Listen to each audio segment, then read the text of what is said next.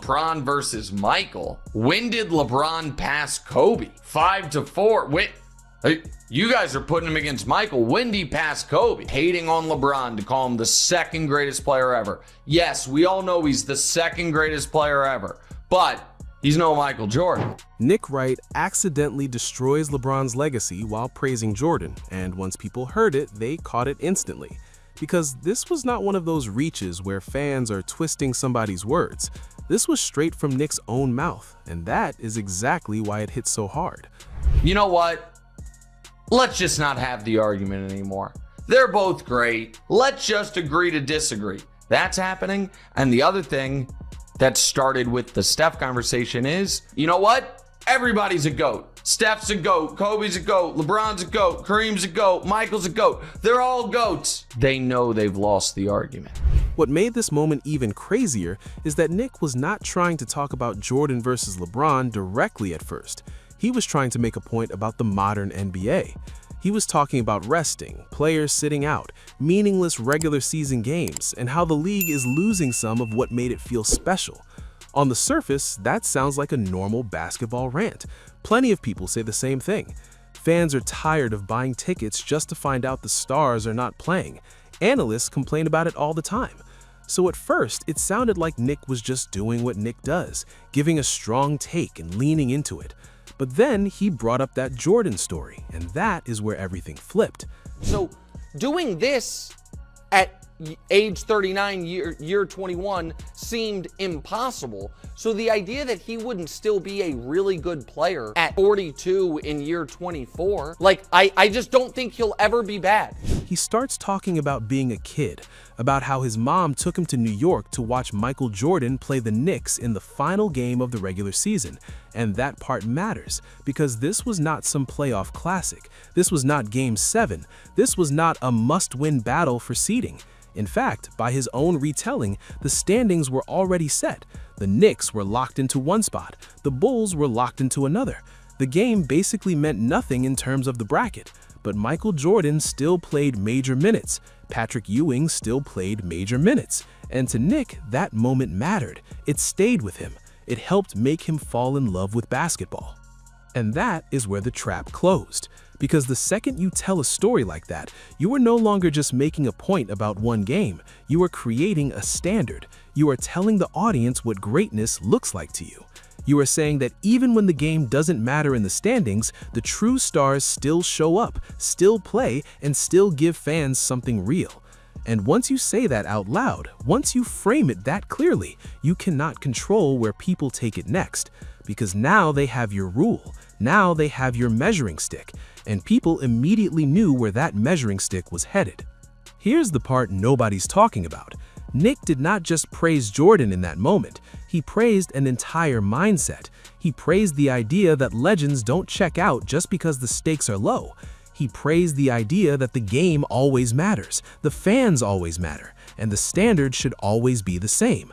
That sounds great when you were talking about Jordan, but when you've spent years building one of the strongest public defenses of LeBron James in sports media, you'd better be very careful with a standard like that, because if LeBron doesn't match it, then you have a problem, a big one.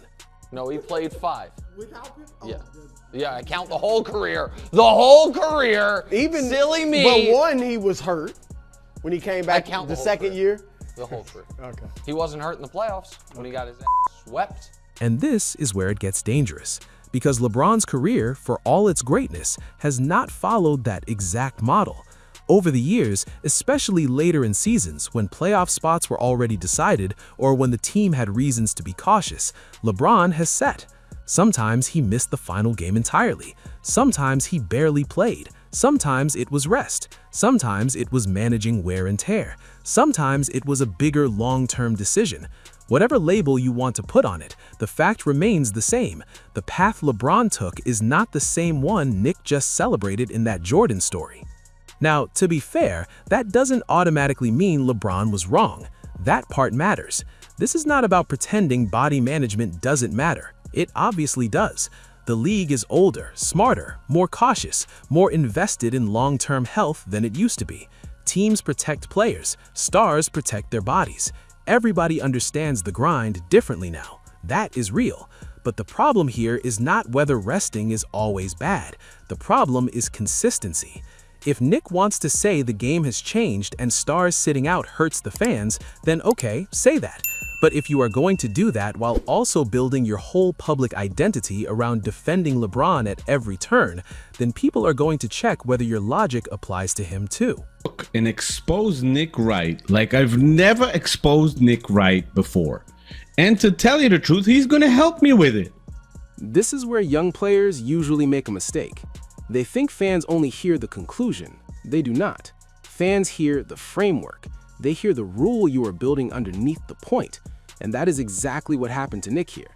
He was so locked in on making this emotional case about why the modern NBA feels weaker, softer, less committed, that he forgot what his own example was actually saying. He forgot that once you praise Jordan for showing up in a meaningless game, you are quietly criticizing everyone who did not. And LeBron is not excluded from that just because Nick likes him more. The reason social media jumped on this so fast is because it was simple. It was not some complicated spreadsheet debate. It was not advanced analytics. It was basic logic. Nick says it is a joke when stars sit out games that do not matter. Nick says Jordan playing heavy minutes in one of those games is part of why Jordan felt special. LeBron, over the course of his career, has not always done that. So if Jordan gets praised for it, what is LeBron supposed to get? That is not trolling. That is not hating. That is just following Nick's own argument to its natural destination. And once people did that, everything started looking shaky. Because Nick has spent so much time defending LeBron in the Jordan debate that fans already watch him for signs of bias. That's just the reality now. So when he accidentally hands Jordan fans a perfect talking point, they're not going to let it slide. They're going to run with it. They're going to replay it. They're going to say, hold on, the very same analyst who always tells us not to romanticize Jordan's era just gave us a story that does exactly that. He gave us a memory where Jordan looked committed, available, and respectful of the game even when there was nothing tangible left to gain. Here's the part nobody is talking about. Nick's story did more than praise Jordan's effort. It also praised the emotional side of sports. It was not just Jordan played 38 minutes. It was, I was a kid, I was there, and that experience mattered. That is huge, because fans do not fall in love with sports through advanced efficiency ratings. They fall in love with it through moments, through seeing the star they came for actually take the floor, through the feeling that the game mattered because the players treated it like it mattered. Nick tapped into that emotion without realizing how much it would strengthen Jordan's side of the legacy debate. Think about it from the fan's perspective. A kid gets taken to a game, the standings are locked, the result changes nothing, and yet the stars play. The kid remembers it forever. That is a beautiful sports memory. That is the kind of thing people cling to when they talk about what used to feel different. And then now think about the opposite experience. You buy the tickets, you bring your kid, you show up, and the star is in street clothes. That is the exact emotional contrast Nick created. He gave the audience both sides of the story without meaning to. One side becomes Jordan, the other side becomes the modern era. And who has been the face of that modern era longer than anyone? LeBron James. This is where it gets dangerous again, because the second you frame it that way, you are no longer debating just stats or rings. You are debating attitude, commitment, presence, respect for the regular season, respect for the fan. And that's where legacy conversations get uncomfortable fast. Because all-time greatness is not only about what you achieved, it's also about what your career felt like to people watching it. Jordan has always had this aura of never giving the audience less than the full event. LeBron, fairly or unfairly, has sometimes been seen as more strategic, more selective, more focused on the long game. And let's be honest, that perception already existed before Nick said any of this. That is why this clip caught fire so quickly. People were already primed for it. Jordan fans have been saying for years that one of the things that separated Jordan was how he approached every night like it mattered. LeBron fans would respond that LeBron played in a different era, that the sports science changed, that longevity matters, that mileage matters, that protecting your body is part of being smart. Fine, that debate already existed. What Nick did was accidentally pour fuel on one side by giving it a perfect, emotional, easy-to-understand example. Now it gets even more awkward when you remember that Nick was using this story to criticize the league itself. He called the situation a joke. He made it sound like the league's credibility is getting chipped away when stars don't play in games fans show up expecting them to play. And that's not light criticism, that's serious. That's saying the product is being damaged, that the league is hurting itself, that future fans may not connect to the game the same way if this keeps happening. Again, if that's your view, then fine. But if that's your view, how do you not include LeBron in the conversation when he's been the central star of this era nearly 20 years? Because that is the deeper layer people are reacting to. It is not just that LeBron rested games, it is that LeBron helped define the era Nick is now criticizing. Stars set the tone. They always have. Younger players copy what the biggest players normalize. Teams adjust around the biggest stars. The culture of a league flows downhill from its most powerful figures. So if Nick wants to talk about how the game changed, if he wants to act like this culture of rest became a huge problem, that he cannot talk about it like LeBron had nothing to do with that environment. That is where the contradiction gets loud. Here's the part nobody is talking about.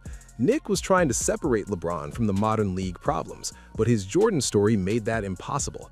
Because the moment he said Jordan played big minutes in a game that meant nothing, he unintentionally asked the audience to compare that with LeBron's habits in similar spots.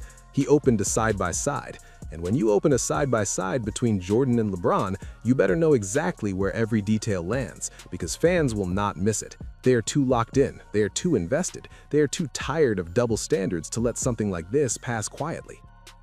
And this is why people keep saying Nick exposed himself. Not because he admitted LeBron is not great, he did not. Not because he suddenly turned into a Jordan loyalist, he did not. He exposed the inconsistency in his own logic. He showed that when he talks about the league in the abstract, he is willing to use one standard. But when the conversation circles back to LeBron, that standard suddenly gets blurry. That is what fans hate. Fans can handle disagreement, they can handle bias, honestly. But what they hate is when somebody pretends to have one principle and then quietly makes exceptions for their favorite player. This is where young players usually make a mistake. They think legacy only comes from the big moments. It does not. It also comes from the little habits that people remember and add up over time. Did you show up? Did you play? Did you make the audience feel like every night could give them something real? That is why this clip matters, because it points to something bigger than one regular season game. It points to the way people build myth around a player. Jordan's myth gets stronger every time a story like this pops up. LeBron's gets more complicated every time someone points out the contrast. And before anybody twists this, let's keep it real. LeBron's career is one of the greatest ever. Nothing about this changes that. The longevity is insane. The production is historic. The championships, the finals runs, the ability to dominate across eras, all of that is real. None of that disappears because Nick told a shaky story. But when you're talking about legacy at the very top, when you're talking about Jordan versus LeBron, the margins are tiny and the standards get brutal. Everything becomes evidence. Every difference in mindset becomes a talking point. Every contrast gets magnified. That is exactly why this moment feels bigger than it should on paper. On paper, it's just an analyst telling a childhood story about seeing Jordan play. That's all. But in practice, it became something else because of who Nick is and what he represents. He is not just some random commentator. He is one of the loudest, most visible LeBron defenders in sports media. So when someone like that tells a story that makes Jordan look like the model of commitment and unintentionally makes LeBron look like the face of the problem, people are going to call it what it is, a self-inflicted mistake. This is where it gets dangerous one more time, because now fans are not just criticizing that one clip, they start rechecking everything. They go back and wonder, how many other times has Nick used one rule for the league and another for LeBron? How many other times has he pushed a standard only when it helps his side? How many times has he criticized a trend without fully acknowledging that LeBron lived right in the middle of it? And once people start doing that, you are no longer defending one take, you are defending your credibility. That is much harder. Because credibility in these debates is everything. You do not have to be neutral. Nobody is truly neutral in Jordan versus LeBron. But you do have to be coherent. Your logic has to travel. It has to survive contact with your favorite player. If your rule falls apart the second someone applies it to LeBron, then it's not a rule. It's just a weapon you only use when it helps. And that's the box Nick put himself in with this one. He gave a beautiful, emotional, pro-Jordan example and then forgot that it would echo directly into the LeBron conversation he spent years trying to shape. What makes this even more ironic is that Nick probably thought the story would strengthen his authority. He probably thought it would make his criticism of the modern league feel more personal, more lived in, more authentic. And it did. That's the funny part. It absolutely did. But it also made his blind spot easier to see. The more real the story felt, the harder it was to ignore the contradictions sitting inside it. If Jordan playing 38 minutes in a meaningless game is part of what made the NBA feel special, then what are fans supposed to think when LeBron in his era doesn't follow that same standard? That question is brutal because it comes naturally. You don't have to force it.